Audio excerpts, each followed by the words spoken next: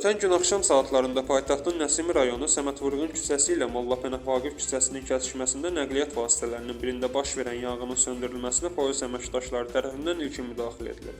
Bu barədə Bölgə TV-yə Daxili İşlər Nazirliyindən məlumat verilib. Bununla yanaşı kəsişmədə yol hərəkəti iştirakçılarının təhlükəsizliyini təmin etmək və yanğın söndürənlərin hadisə yerinə maneəsiz və təhlükəsiz şəkildə yaxınlaşması üçün zəruri şərait yaradılıb. Yanğın qısa müddət ərzində söndürülüb. Fikrət Qədimli, BTV.